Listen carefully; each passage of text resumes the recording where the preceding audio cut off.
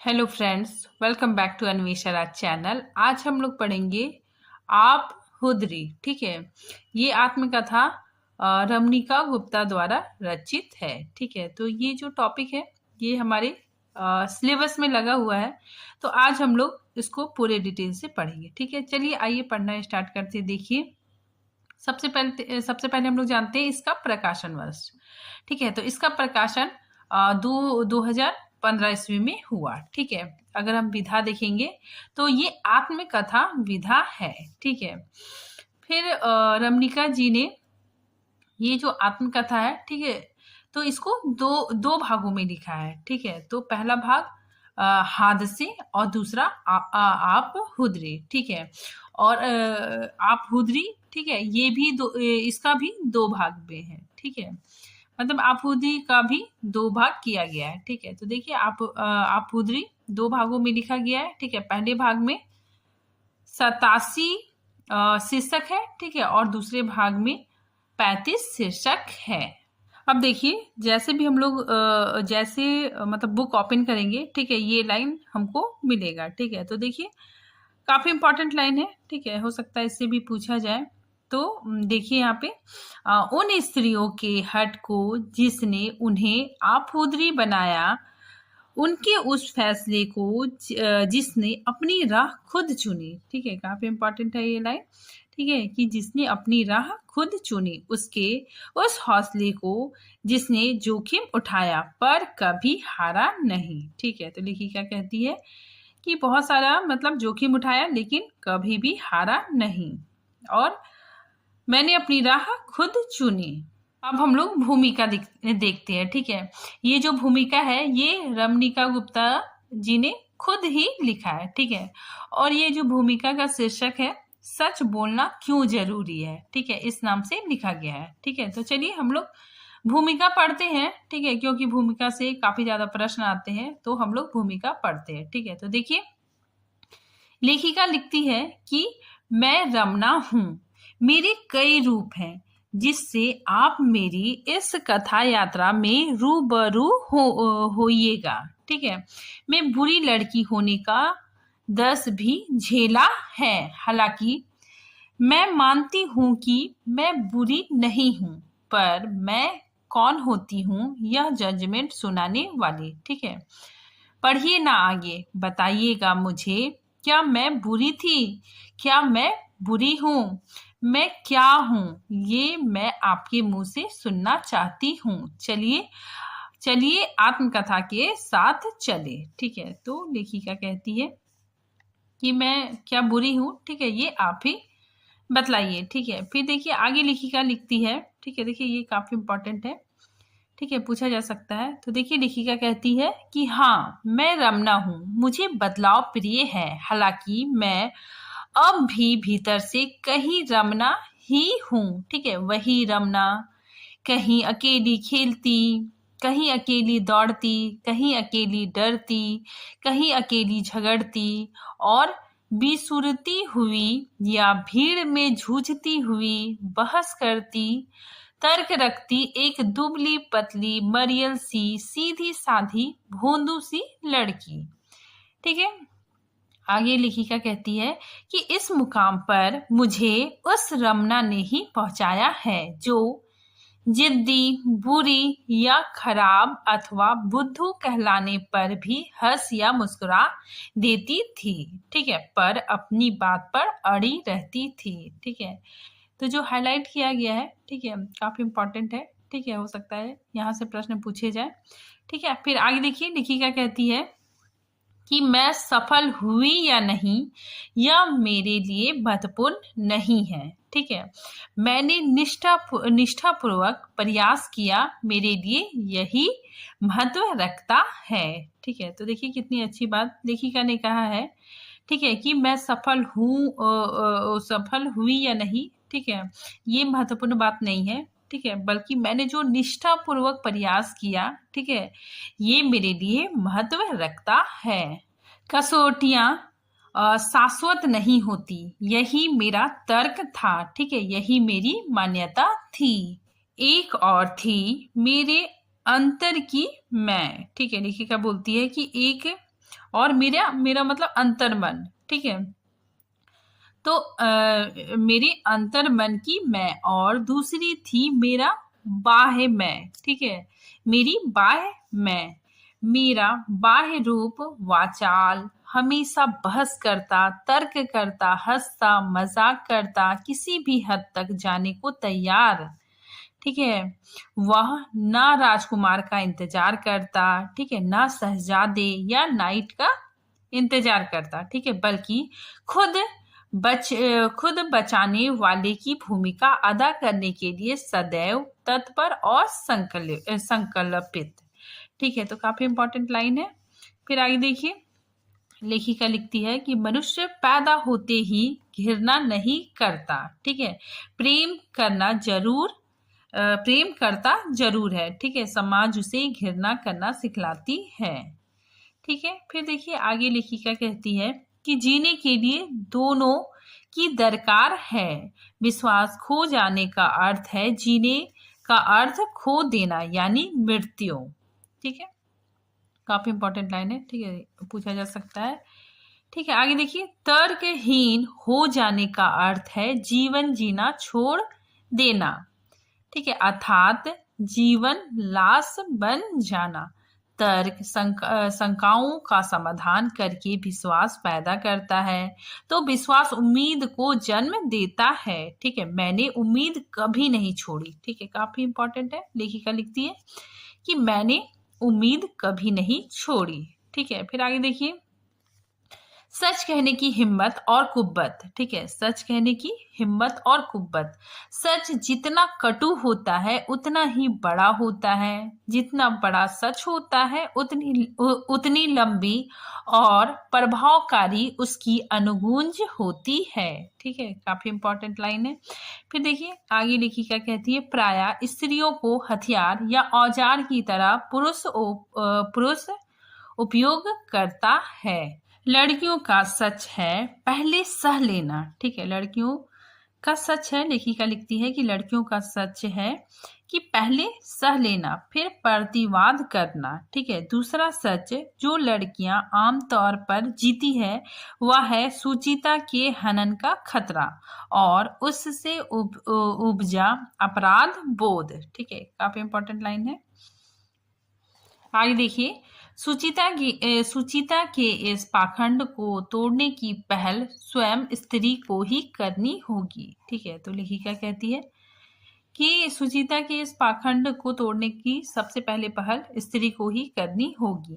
मैंने कभी हार नहीं मानी, ठीक है। तो लेखिका कहती है कि मैंने कभी हार नहीं मानी, ठीक है, क्योंकि मैं समझती हूँ कि हारना मेरी नियति नहीं है, ठीक है। ऐसा पूछा जा सकता है, ठीक है, ये लाइन देखिए कि ये पंक्ति कहाँ से ली गई है, तो आप हुदरी, ठीक है। फिर आगे देखिए, औरत की नियति भी हार कर बैठ जाना नहीं, गिर कर फिर उठना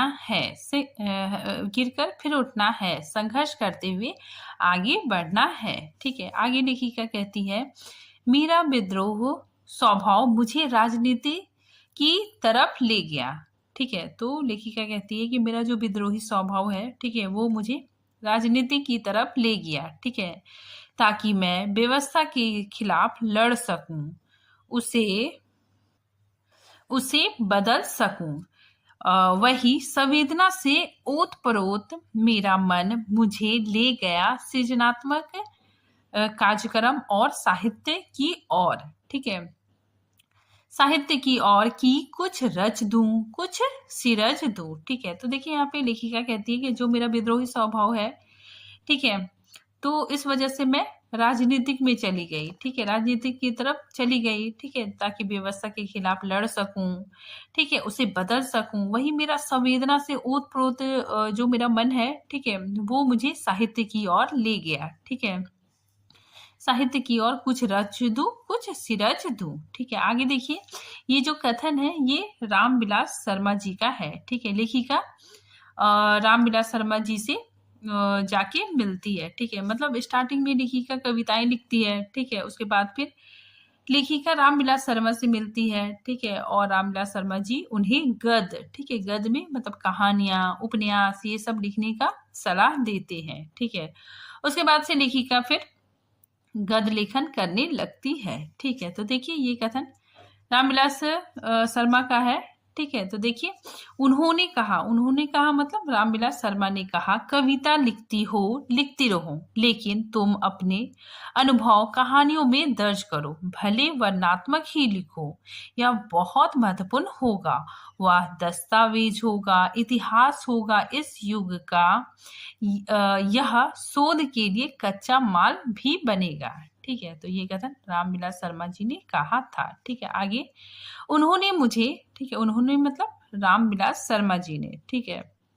तो लेखिका कहती है उन्होंने मुझे अपने अनुभव पर आधारित कहानियां लिखने की सलाह दी और मैंने गद्य लिखना शुरू कर दिया, ठीक है। तो काफी इंपॉर्टेंट है, पूछा जा सकता है किसके सलाह से लेखिका ने गद्य लेखन शुरू किया, तो रामविलास शर्मा जी के सलाह से, ठीक है। फिर आगे देखिए, डॉक्टर रामविलास शर्मा जी से मिलने के बाद मैंने योजनाबद्ध तरीके से गद्य लिखने की ठान ली, ठीक है।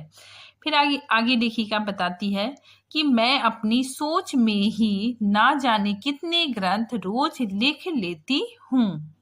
आगे लेखिका बताती है कि मैंने आत्मकथा के साथ साथ उपन्यास भी लिखना शुरू कर दिया, ठीक है।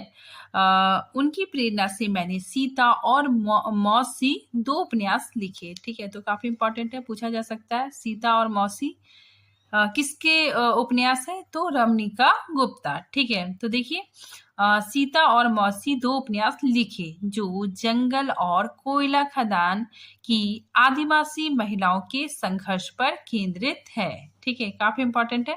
नेक्स्ट देखिए, फिर अपने संघर्षों की आत्मकथा लिखने बैठी जो हादसे के रूप में छपी, ठीक है। फिर आगे देखिए लेखिका कहती है हादसे का एक संक्षिप्त रूप हरिवंश जी ने अग्नि दीक्षा, ठीक है, अग्नि दीक्षा के नाम से प्रभात खबर पटना में धारावाहिक रूप में छापा, ठीक है, काफी इंपॉर्टेंट है, ठीक है। हरिवंश जी ने, ठीक है, अग्नि दीक्षा नाम से प्रभात खबर में इसको छापा था, ठीक है। फिर आगे देखिए मौसी उपन्यास को सत्यप्रकाश ने बनारस से आज, ठीक है, आज पत्रिका में धारावाहिक रूप में छापा, ठीक है। फिर आगे देखिए आफूदरी की यह कथा एक स्त्री की दृष्टि से मेरे जीवन में घटित घटनाओं, टकराहटों, संघर्षों और भटकाओं का अंकलन है, ठीक है। फिर आगे नेक्स्ट देखिए आफूदरी मेरी आत्मकथा की दूसरी कड़ी है, ठीक है। तो लेखिका यहाँ पे बता रही है कि जो आफूदरी है, ठीक है, मेरी आत्मकथा की दूसरी कड़ी है। पहली कड़ी हादसा है, ठीक है। तो लेखिका बताती है कि जो पहली कड़ी हादसा है, ठीक है, और आफूदरी दूसरी कड़ी है, ठीक। यहाँ पे देखिए मैंने जो बताया वही चीज है, ठीक है। हादसा इसका पहला भाग है, ठीक है, और आफूदरी दूसरा भाग है, ठीक है। इसीलिए लेखिका यहाँ पे कह रही है कि आफूदरी मेरी आत्मकथा की दूसरी कड़ी है, ठीक है, और पहली कड़ी हादसे है, ठीक है। तो देखिए पहली थी हादसे, हजारीबाग के संघर्षों के बाद हुए संघर्षों को मैंने हादसे में दर्ज किया है, लेकिन स्त्री दृष्टि से मेरे निजी जीवन की टकराहटों की झांकी उसमें नहीं है, ठीक है। आगे देखिए हादसे के लोकार्पण के साथ राजेंद्र यादव, ठीक है, राजेंद्र यादव कौन थे, ठीक है, मनु भंडारी के पति, ठीक है। तो राजेंद्र यादव जी कहा था कि मेरी आत्मकथा समांतर नहीं चल रही है, ठीक है, वर्टिकल चल रही है, ठीक है। तो ये कथन किसने कहा था, राजेंद्र यादव जी ने। आगे देखिए बचपन से लेकर धनबाद तक की यात्रा इसमें दर्ज है, ठीक है। आभूद्री को तैयार करने में दिनेश जी, सुमन तथा शिखा ने मेरे साथ बड़ी मेहनत की है। ठीक है, तो लेखिका कहती है कि आप हुदरी लिखने में दिनेश जी, सुमन और शिखा ने काफी ज्यादा योगदान दिया है। ठीक है, अब देखिए आभूद्री एक जिद्दी लड़की की आत्मकथा। ठीक है, ये जो बुक है, ठीक है, उसके बैक साइड में लिखा हुआ जो है, ठीक है, उसी को मैंने यहाँ पे लिखा है। ठीक है, क्योंकि जो किताब के पीछे साइड में लिखा होता है, ठीक है, उससे भी प्रश्न आते हैं। ठीक है, तो ये भी काफी इम्पोर्टेंट लगा। ठीक है, तो इसको भी हम लोग थोड़ा सा एक नजर देख लेते हैं। ठीक है, तो देखिए यहाँ लेखिका का निजी जीवन उसके संघर्ष का सच एक स्त्री की कसौटी पर उद्घाटित हुआ है। ठीक है, यह एक सुदीर्घ जीवन की कहानी है जहाँ एक रचनाकार, सामाजिक कार्यकर्ता और राजनेता के रूप में रमणिका जी का धनबाद तक का जीवन बड़े रोचक ढंग से सामने आता है। ठीक है, आगे देखिए। दरअसल आत्मकथा लेखन के लिए जिस जरूरी हिम्मत और सच कहने की सहूलियत होती है वह रमणिका जी में कूट कूट कर भरी है। ठीक है, फिर आगे देखिए। हिंदी में यह एक निर्भीक स्त्री के जीवन पर आधारित ऐसी आत्मकथा है जिसे पाठक एक रोचक उपन्यास की तरह पढ़ेंगे। उम्र के जिस दौर में लोग हाफ कर, ठीक है, घर बैठ जाते हैं, ठीक है, रमणिका जी ने 86 साल की उम्र में भी युवा रचनाकारों से ज्यादा सक्रिय है। ठीक है, तो देखिए यहाँ पे बताया जा रहा है कि जो रमणिका जी है, ठीक है, 86 साल की हो गई है। ठीक है, और वे रचनाएं करती है। ठीक है, बहुत सक्रिय रूप से रचनाएं करती है। ठीक है, इससे युवा लोग प्रेरित होंगे। ठीक है, और ये ऐसा उम्र है जब आदमी थक हार के बैठ जाता है। ठीक है, लेकिन इस उम्र में भी रमणिका जी अपनी रचनाओं के प्रति सक्रिय है। ठीक है, फिर आगे देखिए। रमणिका जी की इस बेहतर बोल्ड आत्मकथा को पढ़कर कुछ और रचनाकार आत्मकथा लिखने की हिम्मत दिखाएं तो हमारा यह प्रयास सफल होगा। ठीक है, यह आत्मकथा बताती है कि जीवट किसे कहते हैं। ठीक है, तो काफी इंपॉर्टेंट लाइन है। ठीक है, यह आत्मकथा बताती है कि जीवट किसे कहते हैं। अब देखिए इनका जीवन परिचय देखते हैं। ठीक है, तो इनका जन्म 22 अप्रैल 1930 पंजाब में हुआ। ठीक है, इनकी माता का नाम लीलावती, ठीक है, पिता का नाम प्यारे लाल वेदी। ठीक है, इनकी मृत्यु 26 मार्च 2019 ईस्वी दिल्ली में हुआ। अब देखिए आप हुदरी का अर्थ क्या होता है। ठीक है, तो आप हुदरी का अर्थ अपने मन की करने वाली, ठीक है, सारी सीमाओं को तोड़ने वाली, ठीक है, किसी की भी ना मानने वाली, ठीक है, किसी की भी बात ना मानने वाली, ठीक है, अपने मन की करने वाली को ही आप हुदरी कहा जाता है। ठीक है, ये एक पंजाबी शब्द है। ठीक है, फिर आगे देखिए हाथ से। ठीक है, इस आत्मकथा का प्रकाशन 2005 ईस्वी में हुआ था। ठीक है, फिर आगे देखिए आप हुदरी। यह एक ऐसी लड़की की कहानी है जो बंधनों को तोड़कर अपना जीवन जीती है। ठीक है, अब देखिए रमणिका जी के परिवार के सदस्यों में उनके पिता, ठीक है, जो सेना में डॉक्टर थे, ठीक है, माँ, 2 भाई, ठीक है, एक बहन और भाभी, ठीक है, भाभी रहती है।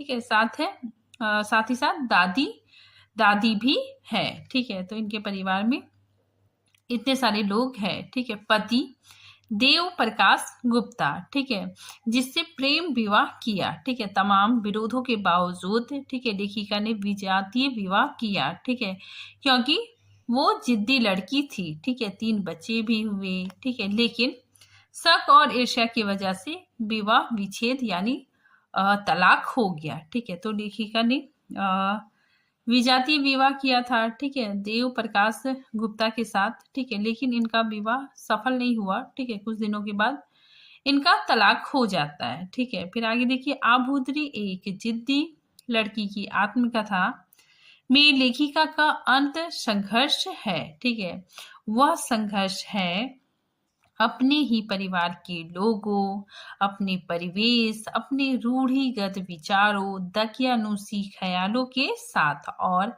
इन सब से पढ़कर अपने भीतर की लड़की के साथ। ठीक है, तो लेखिका का संघर्ष अपने ही परिवार के लोगों के साथ, ठीक है, अपने अपना परिवेश के साथ, ठीक है, पुराने रूढ़िगत विचारों के साथ, ठीक है, दकियानुसी ख्यालों के साथ और इससे भी बढ़कर अपनी लड़की, ठीक है, आपके अपने अंदर जो लड़की है, ठीक है, उसके साथ इनका संघर्ष चलता है।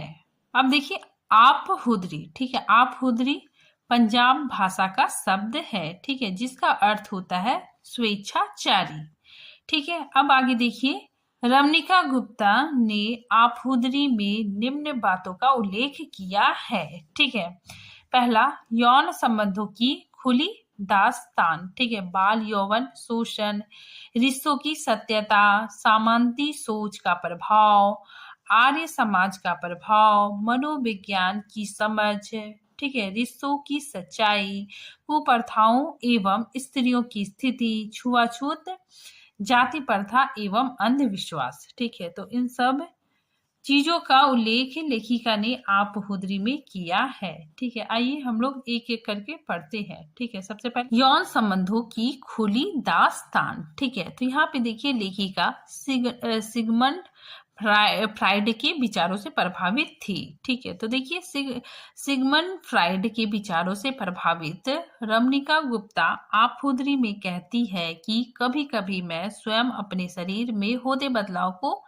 देखती हूँ। ठीक है, उसे छूती और अंगों को सहलाती हूँ, मुझे कुछ बदला बदला नजर आता है। रमणिका गुप्ता, ठीक है, सबसे पहले बलराम के प्रति आकर्षित होती है। ठीक है, उसके बाद वो दूसरी बार अपनी सहेली के भाई हामिद, ठीक है, हामिद के प्रति आकर्षित होती है। ठीक है, आगे लेखिका बताती है कि 1947 ईस्वी में रमणिका जी का विवाह वेद प्रकाश गुप्ता से होता है। ठीक है, वेद प्रकाश के भाई का नाम यशपाल था। वेद प्रकाश रमणिका और यशपाल के संबंधों पर शक करने लगता है। ठीक है, तो इसका पति, ठीक है, लेखिका का जो पति है, ठीक है, वो काफी ज्यादा शक करता है।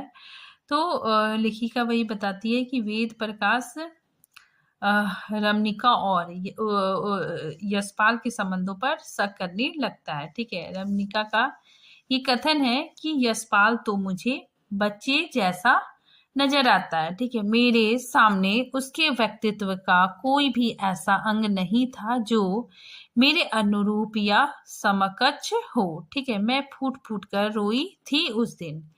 ठीक है, तो लेखिका बताती है कि इनके पति शक करते हैं। ठीक है, इसकी वजह से मैं बहुत ज्यादा फूट फूट कर रोई थी।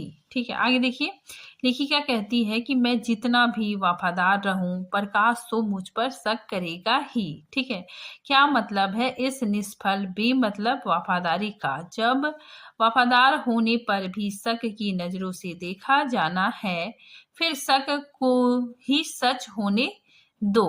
ठीक है, क्या हर्ज है? ठीक है, तो फिर लेखिका बोलती है कि पति जब शक करता है, ठीक है, तो क्यों मैं इतना वफादार बनूं।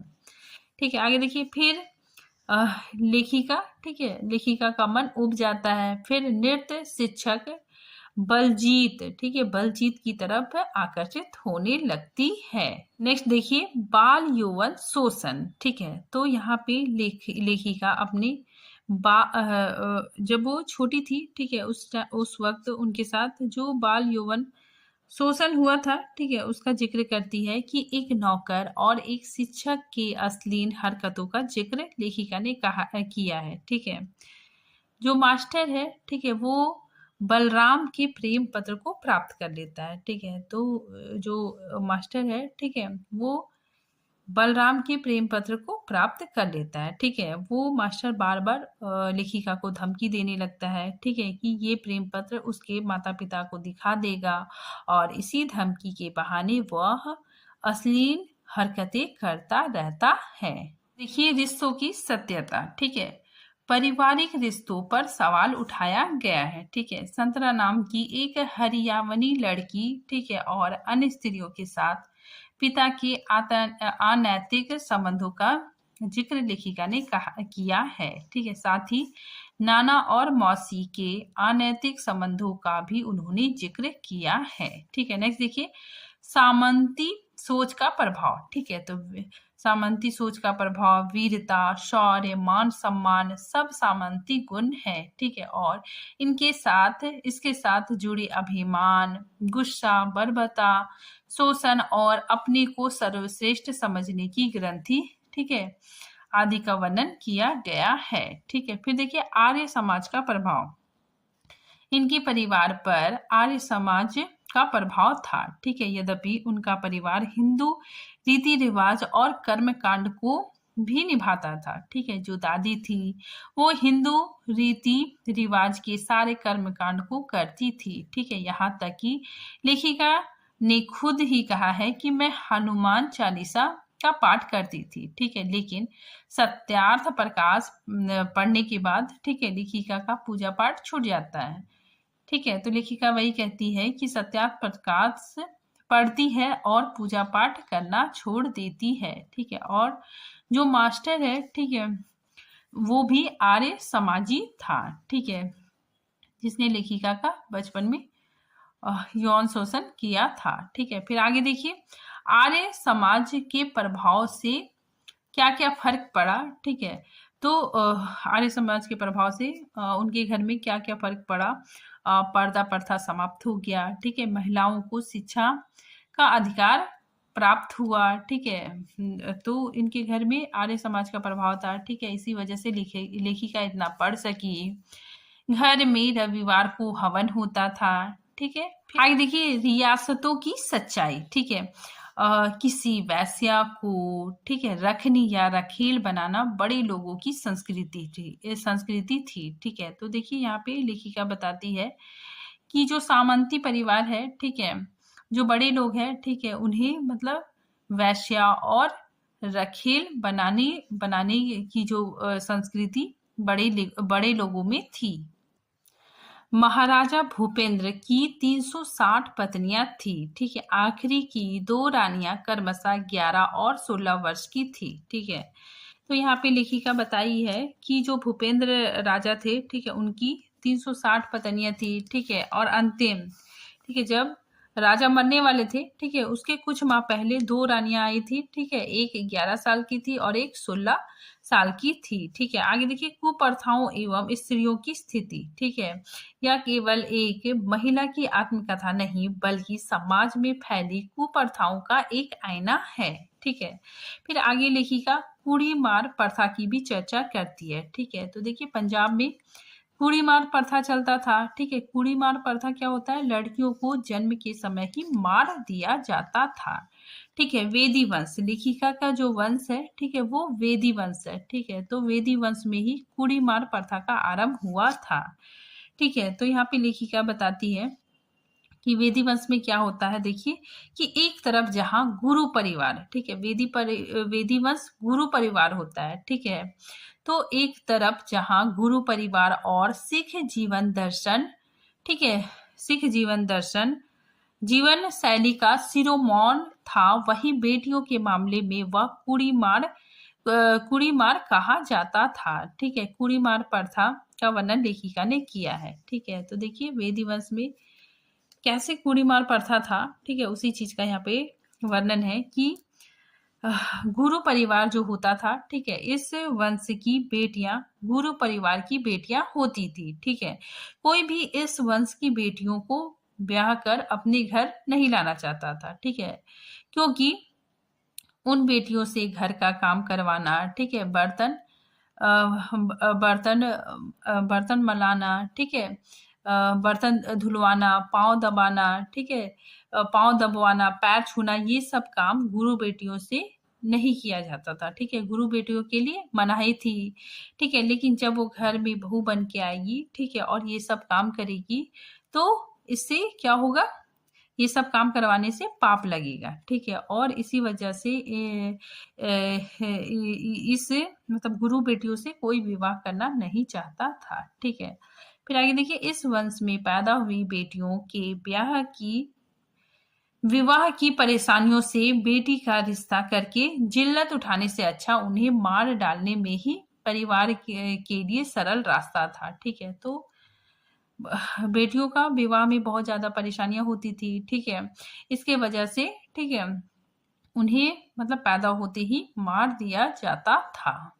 आगे देखिए, लेखिका की 3 बुआ। ठीक है, वेदी वंश में जिंदा बेटियों की पहली पीढ़ी थी। ठीक है, तो लेखिका बताती है कि इनकी जो 3 बुआ थी, ठीक है, वो वेदी वंश में जिंदा बेटियों की पहली पीढ़ी थी। इस परंपरा को तोड़ने वाला उनका अपना परिवार था। ठीक है, तो ये परंपरा को तोड़ने वाला उसका अपना परिवार था। ठीक है, अब देखिए हम लोग कुछ महत्वपूर्ण कथन को देखते हैं। ठीक है, देखिए यहाँ पे लेखिका कहती है कि घर में औरत को आदर, प्रचुर प्रेम के चश्मे, ठीक है, बाहर अयासी से सरोबोर सागर। ठीक है, औरत का दोनों रूपों में भोग, पत्नी का पावन रूप, प्रेमिका का अनुराग, वीरांगना की आसक्ति, ठीक है, पुरुष सभी का बिना अपराध बोध के उपभोग करता था। ठीक है, स्त्री अपराध बोध की पिटारी थी। अपनी जरा सी बेवफाई उसे अपने ही निगाहों में चोर बना देती थी और चोर बनाने वाला पुरुष बेदाग रहता था। ठीक है, काफी इंपॉर्टेंट कथन है। फिर आगे देखिए, लेखिका कहती है कि मेरे प्रतिवाद का यही तरीका रहा। ठीक है, संभवतः हर लड़की का यही तरीका है।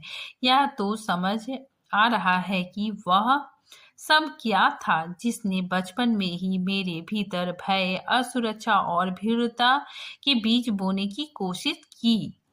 ठीक है, ये अप्रिय संस्कार मुझे नौकरों ने, सगे संबंधियों और घर आए मेहमानों ने दिए, जिसकी स्मृति मेरे विद्रोह तेवर से उभरने में सहायक तो जरूर हुई, मेरे अवचेतन में बैठ गया। ठीक है, मेरी सुचिता बार बार टूटी। इस टूटन का अपराध बोध मुझे हीनता से भरता रहा।